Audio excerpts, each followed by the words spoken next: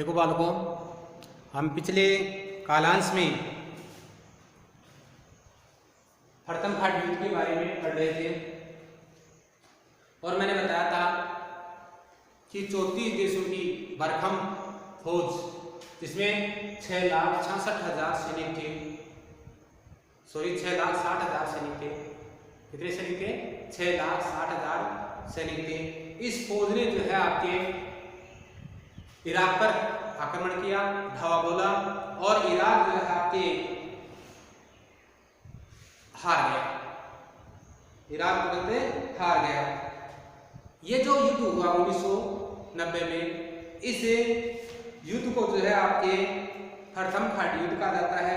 और चूंकि ये युद्ध जो है आपके संयुक्त राष्ट्र संघ के एक सैन्य अभियान के रूप में था और संयुक्त राष्ट्र संघ के सैन्य अभियान के रूप में होने के कारण इसे ऑपरेशन डेजर्ट स्टॉर्म की संज्ञा दी।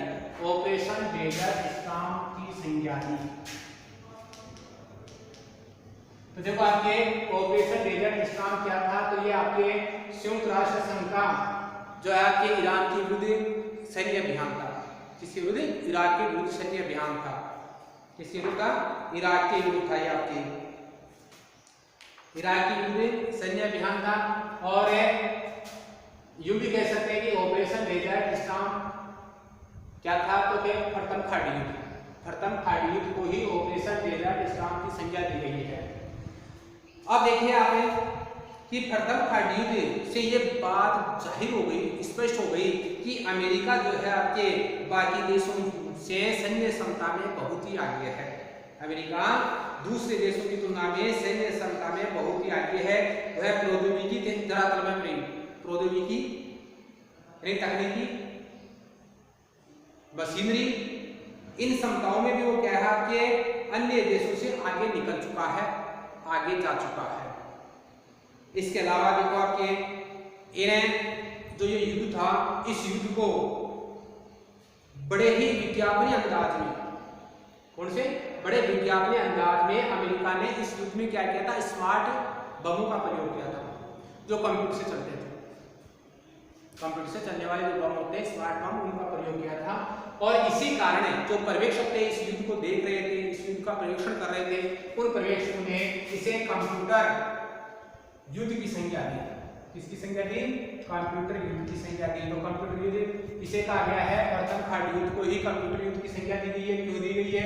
क्योंकि इस युद्ध में अमेरिका ने बड़े ही विज्ञापनीय अंदाज में स्मार्ट जो बम है, स्मार्ट बमों का प्रयोग किया था। इस कारण पर्यवेक्षकों ने जो है इस युद्ध को कंप्यूटर युद्ध की संज्ञा दी। साथ में ही इस युद्ध की टेलीविजन पर व्यापक कवरेज हुई। टेलीविजन पर काफी कवरेज हुई और काफी कवरेज होने से इसे वीडियो गेम वार में तब्दील कर दिया गया।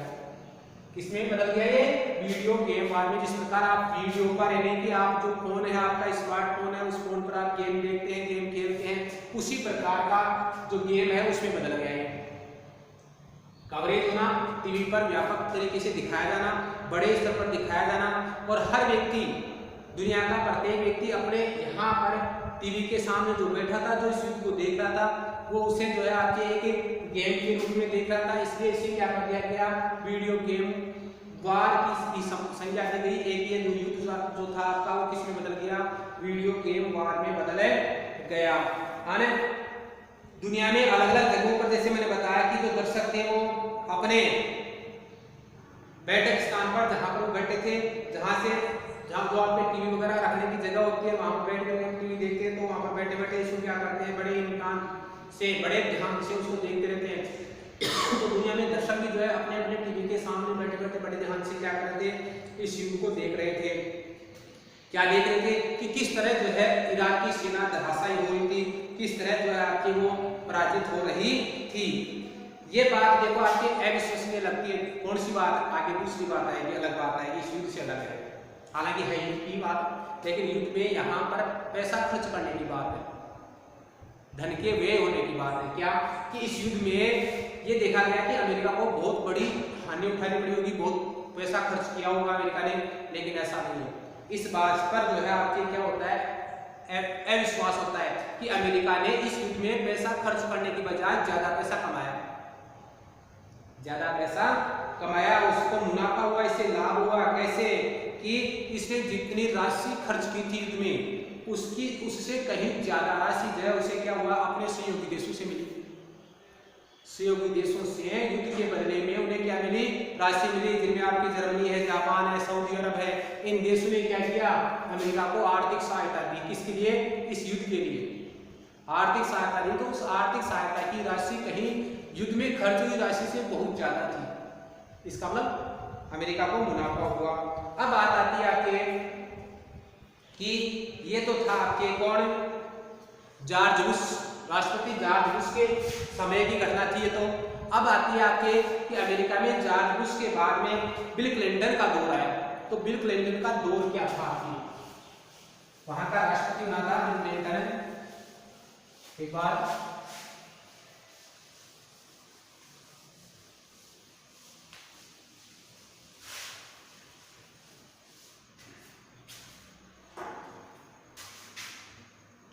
क्लिंटन का दौर, यह आपका अगला पॉइंट है। अपनी बुक में देखो, अपने बुक में नजर करो। प्रथम खंड युद्ध जीतने के बाद जो है आपके यहाँ पर चुनाव हुए 1992 में। अमेरिका में हर 4 वर्ष से चुनाव होते हैं। भारत में राष्ट्रपति के चुनाव 5 वर्ष से होते हैं। अमेरिका में राष्ट्रपति के चुनाव प्रति 4 वर्ष से होते हैं। तो यहाँ पर जो आपके राष्ट्रपति के चुनाव हुए। हालांकि प्रथम खंड युद्ध जीता था किसने, जॉर्ज बुश ने। लेकिन ये चुनाव जीतने के बावजूद भी जो है आपके डेमोक्रेटिक पार्टी के उम्मीदवार थे आपके विलियम जेफरसन, जिसे बिल क्लिंटन कहा जाता है, बिल क्लिंटन। तो बिल क्लिंटन जो है आपके क्या हुए, राष्ट्रपति का चुनाव जीत गए। राष्ट्रपति का चुनाव क्या हुए, जीत गए। अब क्लिंटन ने जो है अपनी विदेश नीति है वो घरेलू विदेश नीति अपनाई, यानी घरेलू नीतियों पर ज्यादा ध्यान दिया। उन्होंने जब प्रचार प्रसार किया तब भी उसने क्या किया था, आपके विदेश नीति के बजाय जो आपके घरेलू नीति पर ध्यान दिया था। पर्यावरण संबंधी नीति है, व्यापार को बढ़ाना है, प्रौद्योगिकी को उन्नत करना है, ऐसी बातों पर उसने क्या किया था, अपने प्रचार प्रसार में जोर दिया था कि अमेरिका को जो है विदेशी मामलों में हस्तक्षेप न करके या विदेशी मामलों में ज्यादा ध्यान न देकर के घरेलू मामलों में ध्यान देना चाहिए, ताकि अमेरिका की आर्थिक स्थिति को और मजबूत किया जाए। ऐसा ही उन्होंने किया। इसी के परिणाम स्वरूप जो है उनकी जीत हुई। और जीत होने के बाद में बिल क्लिंटन ने जो है अपने विदेश नीति में जो आपकी क्या कौन सी नीति अपनाई, घरेलू मामलों की नीति अपनाई। इसके बाद में जो आपके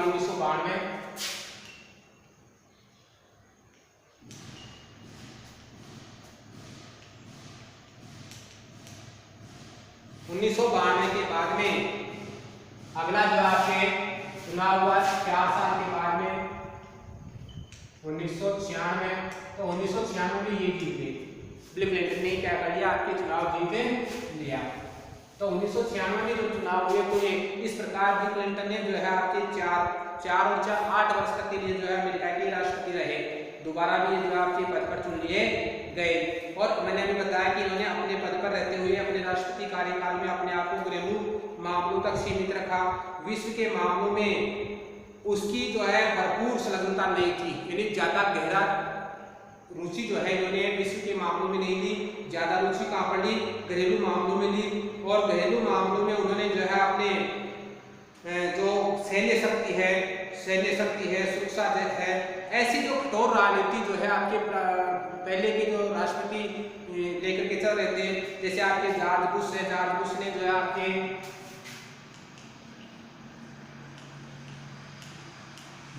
आपके सुरक्षा और सैन्य शक्ति को मजबूत करने पर ध्यान दिया था।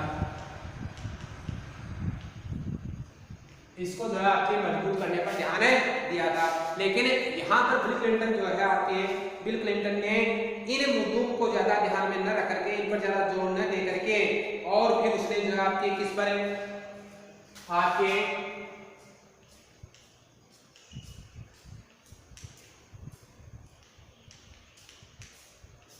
इसने लोकतंत्र को बढ़ाने, लोकतंत्र को बढ़ावा लोकतंत्र को बढ़ावा देने, पर्यावरण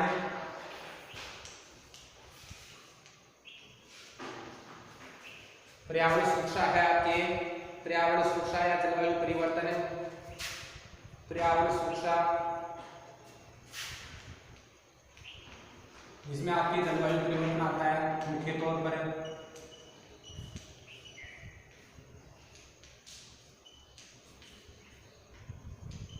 और तीसरा जो आपके विश्व व्यापार। ऐसे जो मुद्दे थे आपके, 3 मुद्दे थे, इन मुद्दों पर जो आपके बिल क्लिंटन ने क्या किया, ज्यादा जोर दिया, ज्यादा ध्यान दिया। और जो विदेशी मामले थे जिनको हम जो आपके कठोर राजनीतिक मुद्दे बोलते हैं, जैसे सुरक्षा है, सैन्य शक्ति है, इनकी ओर उसका ध्यान नहीं रहा, बल्कि उसने किस पर ध्यान दिया, आपके लोकतंत्र को बढ़ाने पर, पर्यावरण सुरक्षा को मजबूत करने, जलवायु परिवर्तन संबंधी जो समस्या है विश्व की उन समस्याओं पर, और विश्व व्यापार को बढ़ाने की जो बात की उन बातों पर जो है ध्यान दिया। कहने का मतलब है बिल क्लिंटन ने ज्यादातर अमेरिकी हितों को ध्यान में रखा, जिससे जो है अमेरिका के हित सत्य हो। यानी कि जो हम नरम मुद्दे कहते हैं, ये सामान्य मुद्दे हैं, नरम मुद्दे हैं, इन नरम मुद्दों पर ध्यान दिया। नरम, ये कौन से थे, कठोर थे, जिन पर आपके बिल क्लिंटन से पहले के राष्ट्रपति ने ध्यान दिया था। तो कठोर मुद्दों पर ध्यान न देकर के नरम मुद्दों पर जो है आपके इन्होंने ध्यान दिया। बहरहाल क्लिंटन के दौर में भी जो है आपके अमेरिकी जो फौज है वो कभी कभार जो है आपके क्या हुई, अपनी ताकत का इस्तेमाल करती हुई दिखी। कहने का मतलब यह है कि आपके बिल क्लिंटन ने जो है आपके नरम मुद्दे अपनाए। इसका मतलब ये नहीं है कि अमेरिका ने जो है युद्ध नीति को छोड़ दिया या अमेरिका ने विश्व मामलों में हस्तक्षेप करना ही छोड़ दिया, नहीं। बिल क्लिंटन के दौर में भी जो है कई बार फौज जो है आपके युद्ध के लिए तैयार मिली, युद्ध के लिए जो है उसने अपनी ताकत का इस्तेमाल भी किया, है ना। और इससे संबंधित कुछ घटनाएं जो है वो आपको अभी जो है आपके इस सेशन में दे रखी है कि बिल क्लिंटन के दौर में भी जो आपके कई घटनाएं ऐसी हुई जिनमें जो है क्लिंटन ने क्या किया, अपनी फौज का उपयोग किया। इन घटनाओं में पहली घटना है आपके 1999 की। कब की है, 1999 की। 1999 में जो है बिल क्लिंटन ने क्या किया, अपनी फौज का उपयोग किया। 1999 कौन सा देश है, देश जो है आपके यूगोस्लाविया है। इसमें कोसोवो में, यूगोस्लाविया का एक प्रांत है, यूगोस्लाविया ये देश है, इसका प्रांत है आपके कोसोवो। जो कोसोवो प्रांत है, इस कोसोवो प्रांत में अल्बानियाई, कौन से,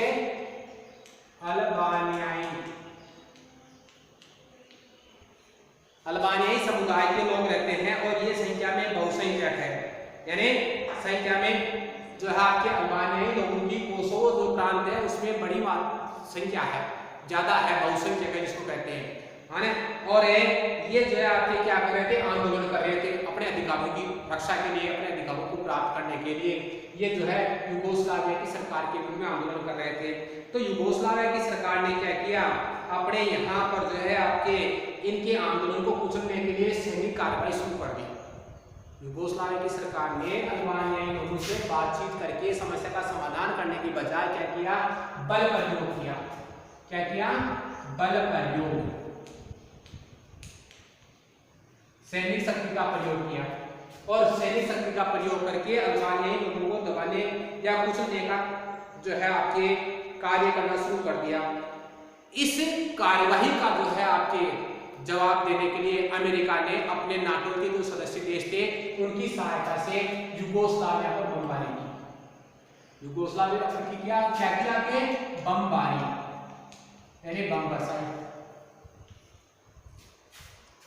यूगोस्लाविया ने अपने प्रांत कोसोवो के अल्बानियाई लोगों के आंदोलन को दबाने के लिए बल प्रयोग किया, सैनिक कार्रवाई की। और जब इन्होंने अपने देश में, अपने ही प्रांत में इन लोगों को दबाने के लिए सैनिक शक्ति का प्रयोग किया, तो नाटो के नेतृत्व में या नाटो के देशों में अमेरिका के नेतृत्व में बमबारी की। इस पर, यूगोस्लाविया पर। क्यों, ताकि यूगोस्लाविया अल्बानियाई लोगों के ऊपर अत्याचार नहीं करे।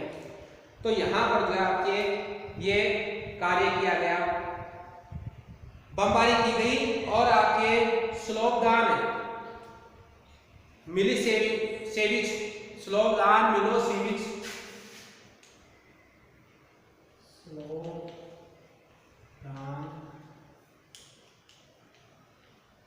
मिलोसेविच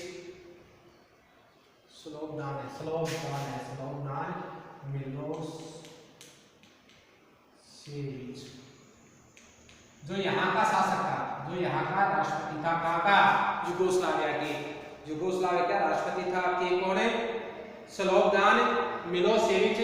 इसने जो है आपके इसकी सरकार चली गई, किसके कारण, नाटो के देशों द्वारा बमबारी करने के कारण इसकी सरकार चली गई और कोसोवो पर नाटो सेना जो थी उसका अधिकार हो गया, नाटो की सेना का अधिकार हो गया। नाटो मैंने बताया था आपके पहले नेशन में उत्तरी अटलांटिक संधि संगठन है, उत्तर अटलांटिक संधि संगठन बताया था मैंने, जो अमेरिका के नेतृत्व में एक जो आपकी सैनिक संधि हुई थी और इस प्रकार इस सैनिक संधि में संबंधित जो सम्मिलित देश है उन देशों का समूह जो है आपके क्या कहलाता है, नाटो कहलाता है। यानी कि इस उत्तरी अटलांटिक जो संधि संगठन बना हुआ है वो नाटो कहलाता है, इसका संक्षिप्त रूप हो गया नाटो आपके।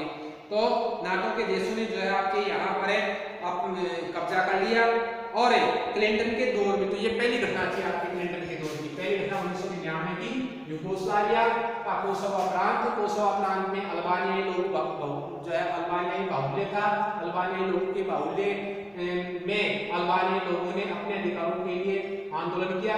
यूगोस्लाविया की सरकार ने, जिसमें यहाँ पर राष्ट्रपति था आपके स्लोबोदान मिलोसेविच ने जो है यहाँ पर सैनिक कार्रवाई की, तो इसके विरुद्ध में जो है आपके अमेरिका के नेतृत्व में नाटो के देशों ने यूगोस्लाविया पर बमबारी की। बमबारी का परिणाम ये हुआ कि स्लोबोदान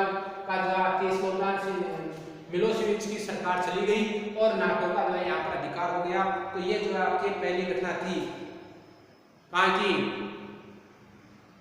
बिल क्लिंटन के शासनकाल की, जिसके तहत बिल क्लिंटन ने अमेरिकी फौज का उपयोग किया।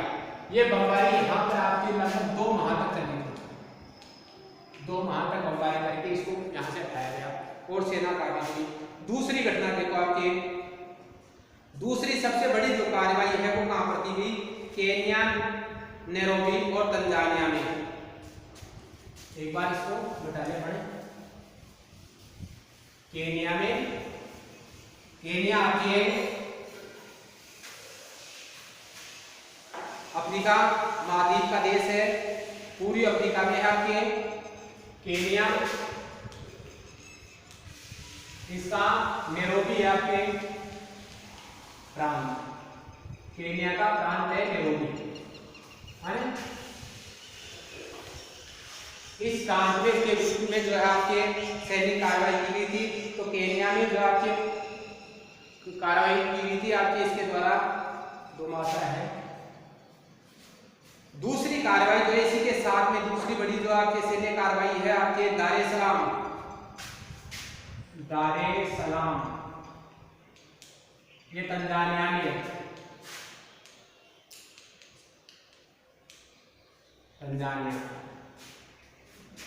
तंजानिया ये दोनों ही जो आपके केन्या और तंजानिया ये दोनों ही है आपके कहां पर है, पूर्वी अफ्रीका के देश, पूर्वी अफ्रीका के देश, अफ्रीका, दक्षिणी अफ्रीका में, दक्षिणी अफ्रीका का पूरी अफ्रीका का मतलब जो आपकी अफ्रीका है, अफ्रीका का पूरी भाग, दक्षिणी भाग दक्षिणी अफ्रीका, उत्तरी भाग उत्तरी अफ्रीका और पश्चिमी भाग पश्चिमी अफ्रीका।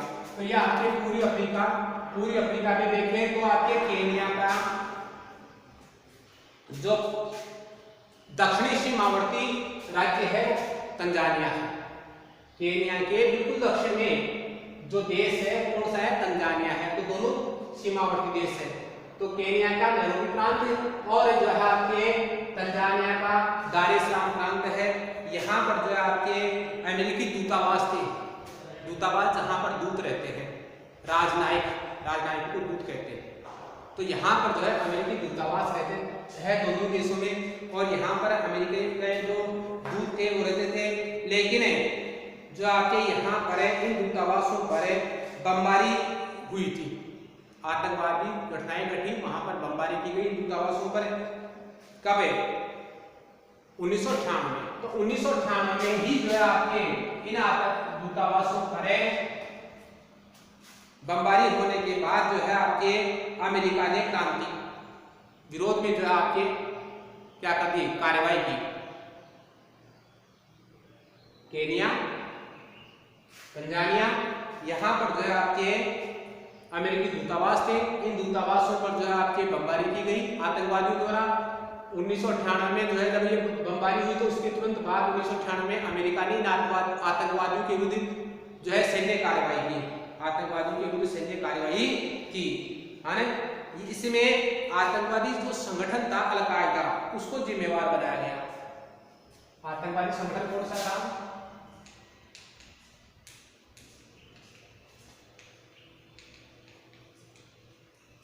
अल-कायदा को जिम्मेदार ठहराया गया।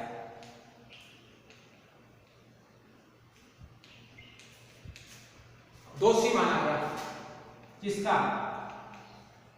यहां पर जो आपके दोनों अमेरिकी दूतावासों पर, दोनों देशों में अमेरिकी दूतावासों पर जो आपके हम बमबारी हुई उसका दोषी अल-कायदा को ठहराया गया और उसके विरुद्ध में जो है आपके बिल क्लिंटन ने सैन्य कार्रवाई की और इस सैन्य कार्रवाई को ऑपरेशन इनफाइनाइट रिच का आदेश दिया गया, या जो है ऑपरेशन इनफाइनाइट रिच कहा गया। सैन्य कार्रवाई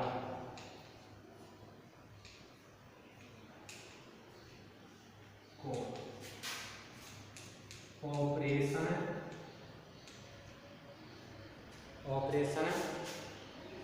इनफाइनाइट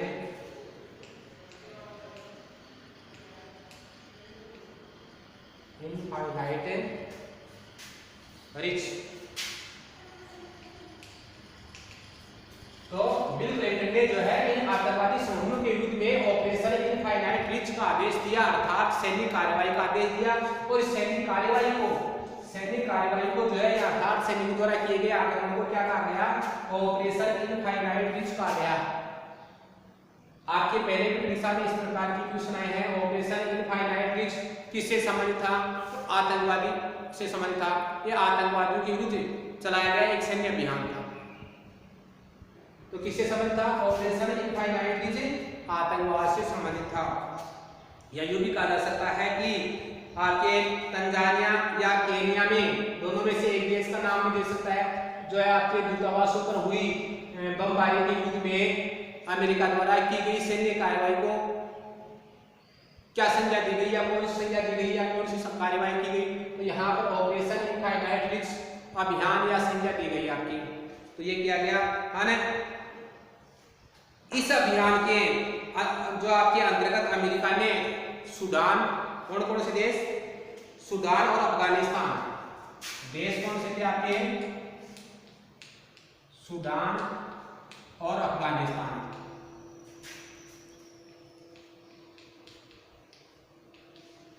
यहां पर आतंकवादी जो ये अल-कायदा के जो आपके अड्डे थे, इन अड्डों पर क्या किया गया? आपके बमबारी की गई आपके किसके द्वारा?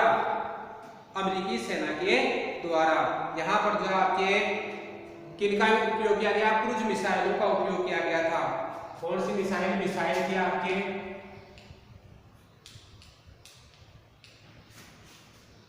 Cruise missile. क्रूज मिसाइलों का क्या किया गया था? आपके उपयोग किया गया था। आपके क्रूज मिसाइलों का उपयोग किया गया था इस अभियान में। कौन से में? ऑपरेशन इनफाइनाइट रिच अभियान में जो है आपके क्रूज मिसाइलों का जो है आपके अमेरिकी सैनिकों ने जो आपके इस्तेमाल किया। अमेरिका ने अपनी इस कार्रवाई के लिए संयुक्त राष्ट्र संघ की अनुमति भी नहीं दी। यहाँ पर ये जो कार्रवाई की गई अमेरिका द्वारा, उस कार्रवाई के लिए संयुक्त राष्ट्र संघ से अमेरिका ने कोई अनुमति नहीं ली, कोई स्वीकृति नहीं ली, न जो है आपके संयुक्त राष्ट्र संघ ने जो है ऐसा कोई बल प्रयोग करने का आदेश दिया था। यानी कहने का मतलब ये अमेरिका ने अपनी इच्छा से, मनमर्जी से ये कार्य किया था, अपनी मनमर्जी से कार्य किया था।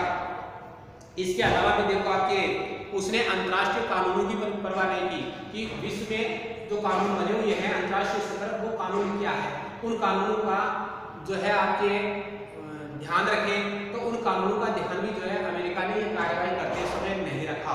साथ साथ में अमेरिका पर यह भी आरोप लगे कि अमेरिका ने इस अभियान में कुछ नागरिक ठिकानों पर हमले किए, जो नागरिक निर्दोष थे, जिनका कोई इस मतलब आतंकवादी संगठनों से कोई लेना देना नहीं था, उन पर भी हमले किए।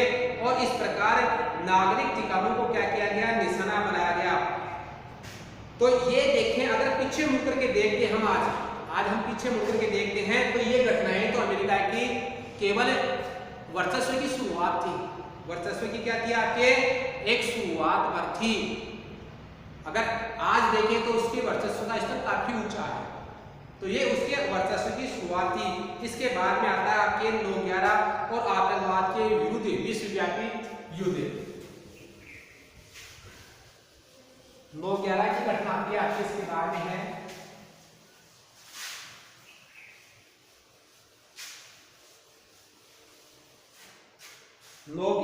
और आतंकवाद के विरुद्ध 9/11 और आतंकवाद के विरुद्ध विश्वव्यापी, आतंकवाद के विरुद्ध विश्वव्यापी युद्ध। देखो आपके यहां पर है 9/11 क्या है, 11 सितंबर 9/11 11 सितंबर 2001, 11 सितंबर 2001 के दिन विभिन्न अरब देशों के 19 आतंकवादियों ने, अरब देश के विभिन्न 19 आतंकवादियों ने जो है अमेरिका के जो व्यापारिक जहाज थे उनका अपहरण कर लिया। जब वो उड़ान भरने के चंद समय बाद में ही 4 अमेरिकी जो आपके व्यापारिक यानी कि व्यवसायिक विमान है उन विमानों पर कब्जा कर लिया, उनका अपहरण कर लिया। और अपहरण करके इन लोगों ने इन विमानों को अमेरिका की महत्वपूर्ण इमारतों से टकराने की योजना बनाई रखी थी पहले से ही। तो उन्होंने महत्वपूर्ण इमारतों से क्या किया, सीधे टक्कर मारने के लिए, उड़ाने के लिए ले गए। कहाँ ले गए, विभिन्न जो आपके महत्वपूर्ण इमारतें थी वहां पर जो है टक्कर मारने के लिए उड़ा ले गए उनको, उन विमानों को। इन 4 विमानों में से 2 विमान जो व्यवसायिक विमान जिनका अपहरण जो है आपके इन आतंकवादियों ने किया, उन आतंकवादियों ने 4 में से 2 विमानों को जो है आपके न्यूयॉर्क स्थित वर्ल्ड व्यापार सेंटर, वर्ल्ड ट्रेड सेंटर अर्थात विश्व व्यापार सेंटर जो था आपके, उसके उत्तरी और दक्षिणी टावर बने होते हैं, सीधी मंजिल खड़ी होती है समकोण पर, भूमि पर समकोण पर खड़ी जो मंजिल होती है आपकी बहुमंजिला इमारत होती है, बहुमंजिला इमारत को टावर कहा जाता है। तो ये आपके एक तो दक्षिणी हिस्से में टावर था इसके ऊपर, और एक हालांकि बीच में भी टावर थे, लेकिन 2 जो आपके दोनों और साइडों में टावर थे, उन टावरों से क्या कर दिया गया, टकरा दिया गया, सीधी टक्कर मार दी। जब मंजिल में जो है आपके विमान ने टक्कर मारी, बिल्डिंग टूट गई, धराशायी हो गई, और ऊपर की बिल्डिंग नीचे गिरी, तो नीचे की बिल्डिंगें भी गिरती गई, और इस प्रकार ये टावर क्या हो गया, आपके तहस नहस हो गए। दोनों टावर तहस नहस हो गए। 2 विमान तो जो है आपके विश्व व्यापार केंद्र से टकराए गए, जो आपके संयुक्त राज्य अमेरिका में न्यूयॉर्क में था। और तीसरा विमान जो आपके संयुक्त राज्य अमेरिका के ही आर्लिंगटन स्थित पेंटागन, आर्लिंगटन स्थित पेंटागन से टकराया था। पेंटागन देखो आपके सैन्य कार्यालय मुख्यालय इसका अमेरिका का सैन्य मुख्यालय है पेंटागन। तो यहां पर जो है आपके ये विमान टकराना था, और इस विमान को जो है यहां पर टकरा दिया गया। सैन्य मुख्यालय यानी जिसको हमें जो आपके रक्षा विभाग भी कह सकते हैं, रक्षा विभाग है संयुक्त राज्य अमेरिका का पेंटागन। तो पेंटागन में जो रक्षा विभाग का मुख्यालय था वहां से जो आपके इसको टकराया गया, गिराया गया इसके ऊपर। और चौथा जो विमान था, वो चौथा विमान जो है आपके अमेरिका की जो संसद है, जिसको कांग्रेस कहते हैं, कांग्रेस की इमारत से टकराना था। लेकिन ये विमान जो है आपके रास्ते में ही दुर्घटनाग्रस्त हो गया और आपके पेंसिल्वेनिया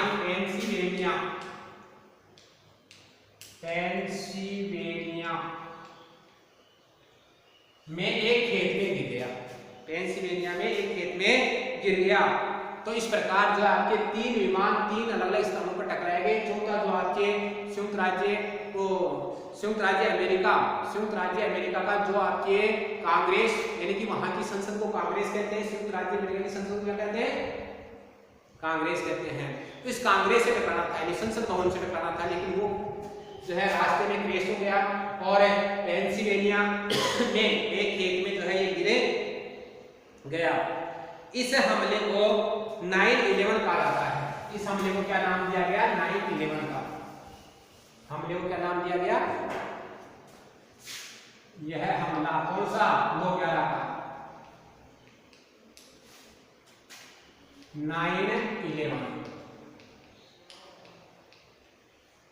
9/11 के नाम से जाना जाता है। यह आपके किसके द्वारा किया गया था? आतंकवादियों द्वारा किया गया था। 9/11 कहा जाता है। क्यों कहा जाता है? क्योंकि अमेरिका में महीने को पहले लिखने का रिवाज है। जैसे महीना सितंबर था 9, तारीख बाद में लिखते हैं 11/11, है ना? 9/11/2001। जबकि हम क्या लिखते हैं? भारत में कैसे लिखा है? 11/9/2001। ये भारत का है और ये अमेरिका में महीना पहले लिखे जाने के कारण 9/11 की घटना है। और भारत में अगर ये घटना है तो भारत में इस घटना को 11/9 की घटना कहा जाएगा। तो भारत में जो है आपके क्या किया जाता है? तारीख को पहले लिखा जाता है, महीना बाद में लिखा जाता है। अमेरिका में जो है आपके महीना पहले लिखे जाने के कारण इसे जो है आपके 9/11 की घटना कही जाती है। तो इस हमले में देखो आपके लगभग आपके 3000 जो लोग हैं, ये 3000 लोग जो है आपके इस हमले में जो है आपके दुर्घटनाग्रस्त हुए, यानी मारे गए। 3000 लोग जो है इस हमले में मारे गए। अमेरिकी धरती पर देखें तो ये हमला जो आपके एक दिल दहलाने वाला हमला था, यानी इतना बड़ा हमला पहले कभी नहीं हुआ अमेरिका पर। अमेरिका में 1814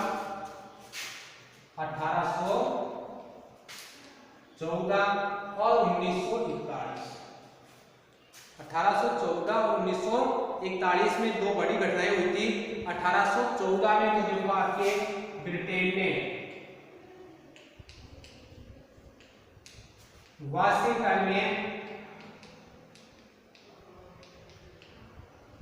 वाशिंगटन में क्या की थी? आपकी आगजनी की थी। याद आया?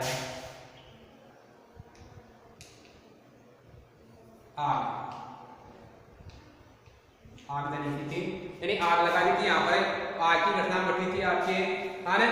और जो आपके 1941 में जापान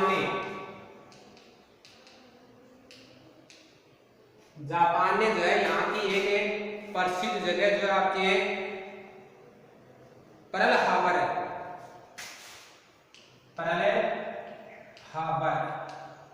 इस पर हमला किया था। ये 2 महत्वपूर्ण हमले पहले जो है अमेरिका ने अपनी धरती पर रुकते थे। अगर जान माल की बात करें तो जान माल के आधार पर, जान और माल, इसके आधार पर अमेरिका की ये सबसे बड़ी घटना थी। कौन सी? 9/11 की।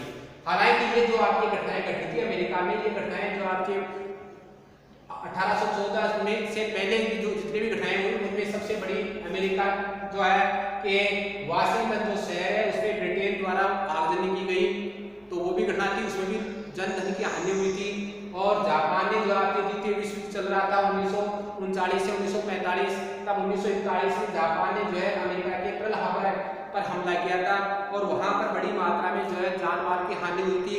लेकिन इन दोनों घटनाओं के अलावा अगर जान माल की हानि देखी जाए, इन दोनों घटनाओं के जान माल को की हानि को, और इस हानि को देखा जाए तो ये बहुत बड़ी हानि थी। आतंकवादियों द्वारा की गई हानि इन पीछे पहले वाली दोनों घटनाओं से कहीं बहुत ही ज्यादा बड़ी थी, और इस घटना ने अमेरिका के लोगों का दिल दहला दिया, अमेरिका को अंदर से हिला दिया। जो अमेरिका ये बहुत सोच रहा था कि दुनिया में वो सबसे ताकतवर है, उस ताकतवर को ये एहसास करा दिया कि उसका भय आतंकवादियों को नहीं है, आतंकवादी उससे भयभीत नहीं है। अमेरिका ने अगर बात करें अमेरिका की तो 1776 में आजाद हुआ था, वो देश बना था अमेरिका का। 1776 में ये देश बना था अमेरिका।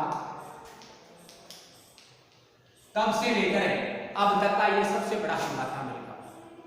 1776 से लेकर के अब तक का सबसे बड़ा हमला था। इतना बड़ा हमला अमेरिका ने 1776 के बाद 2001 से पहले कभी भी नहीं झेला।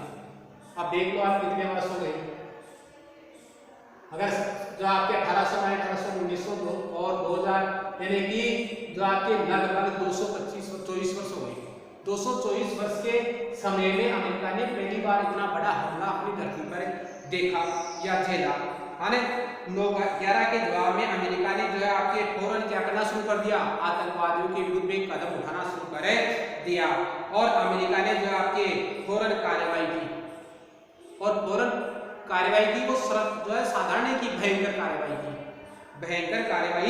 की।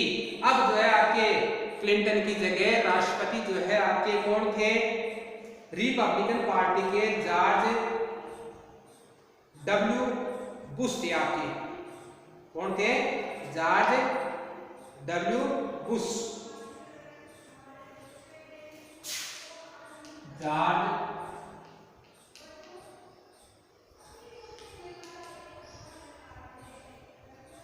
W Bush.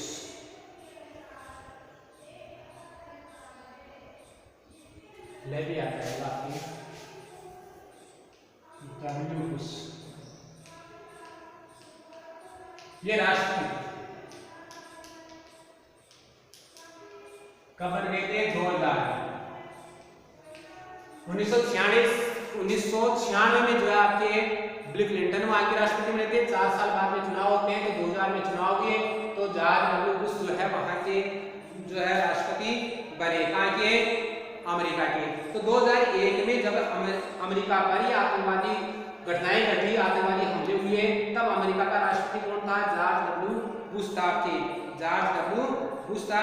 और ये जो है आपके पूर्ववर्ती राष्ट्रपति जो आपके एच.डब्ल्यू बुश थे, उसी के रिलेशन थे, उसी के पुत्र थे, उसी के परिवार से थे, उसके पुत्र थे।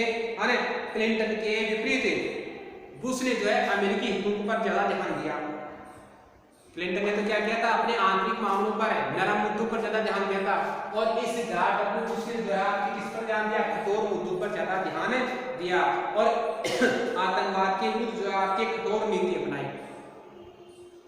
इन हितों को और आतंकवाद के विरुद्ध कठोर नीति अपनाई, और अमेरिका के हित में जो भी आपके कठोर निर्णय हैं, उन कठोर निर्णयों को और कठोर हितों को जो है आपके साधने के लिए कठोर कदम उठाए। आतंकवाद के विरुद्ध उसने क्या किया, एक विश्वव्यापी जो है आपके युद्ध छेड़ दिया, विश्वव्यापी युद्ध। आतंकवाद के विरुद्ध जो है आपके जॉर्ज डब्ल्यू बुश ने क्या किया, विश्वव्यापी युद्ध छेड़ दिया, विश्वव्यापी युद्ध। किसके विरुद्ध में, आतंकवाद के विरुद्ध।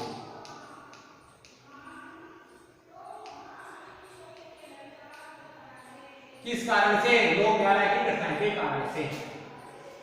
ये जो 9/11 की घटना थी उसके कारण से जो है उसने क्या किया, आतंकवाद से निपटने के लिए तुरंत जो है कार्रवाई की, कठोर कार्रवाई की, और जो है आपके विश्वव्यापी युद्ध के अंग के रूप में अमेरिका ने आपके एक सैन्य अभियान चलाया। इस सैन्य अभियान को क्या कहते हैं, आपके सैन्य अभियान को कहते हैं आपके सैन्य अभियान चलाया। इस सैन्य अभियान को जो है हम क्या कहते हैं, ऑपरेशन एंड्यूरिंग, ऑपरेशन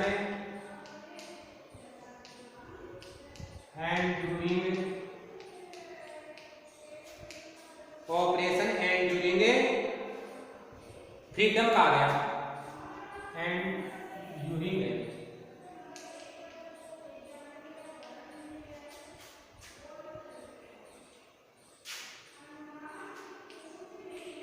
फ्रीडम, ये नाम दिया गया।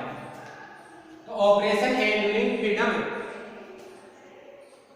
जो चलाया गया वो किसके विरुद्ध था? 9/11 की घटना के कारण विश्वव्यापी युद्ध के रूप में ये जो है आपके अमेरिका द्वारा चलाया गया एक सैन्य अभियान था, है ना। 9/11 की घटना के विरुद्ध अमेरिका द्वारा चलाए गए सैन्य अभियान को किस नाम से जाना जाता है या क्या संज्ञा दी जाती है? तो इसको जो है आपके ऑपरेशन एंड्यूरिंग फ्रीडम की संज्ञा दी गई है। तो ये भी आपके परीक्षा में पूछा जा सकता है कि ये जो अभियान था उसको क्या संज्ञा दी गई? तो ऑपरेशन एंड्यूरिंग फ्रीडम की संज्ञा दी गई है। यह अभियान उन सभी के खिलाफ था, उन सभी देशों के खिलाफ था, उन सभी लोगों के खिलाफ था जिन पर जो है आपके 9/11 की घटना का जो है आपके शक था, 9/11 की घटना का शक था। इस अभियान में मुख्य निशाना जो है अलकायदा और अफगानिस्तान के तालिबानी जो शासक थे उन तालिबानी शासकों को जो है आपके निशाना बनाया गया। तालिबान के जो पैर है वो जल्दी उखड़ गए और जल्दी उखड़ने के साथ साथ जो है आपके तालिबान वहां से हट तो गया, तालिबानी शासकता तो चली गई, लेकिन आज भी जो है वहां पर तालिबान और अलकायदा के अवशेष बचे हुए हैं। 9/11 के बाद में जो है आपके इन पश्चिमी मुल्कों में अनेक बार जो आतंकवादी घटनाएं घटी है और ये आतंकवादी घटनाएं जो है इस बात का की ओर संकेत करती है कि तालिबान और अलकायदा आज भी सक्रिय है, आज भी जो है नष्ट नहीं हुए हैं। ये थी आपके 9/11 की घटना। इसके बाद का जो लेसन अगला जो आपके शेष बचा हुआ है वो जो है अगले कालांश में कराएंगे। इससे पहले आप क्या करें कि जो भी आपको कार्य दिया जाता है, जो कुछ पढ़ाया जाता है उसको आप अपनी बुक पर भी ध्यान रखें, बुक पे देखें, पढ़ें बुक को और उसके बाद में आप समझने का प्रयास करें। साथ साथ में जितना आप अपने स्वेच्छा से अपनी जो है बुक को पढ़ करके समझ करके जितने नोट्स बना सकते हैं वो भी बनाएं, जिससे आपको खुद को जो है लिखने की जो आपके लेख है आपका वो भी सुंदर होगा, ठीक होगा। दूसरी बात, सबसे बड़ी बात ये होगी कि आपको याद ज्यादा होगा, आपको याद है ज्यादा होगा। तो इन बातों का ध्यान रखते हुए आप क्या करें, अपने पढ़ाई को निरंतर बनाए रखें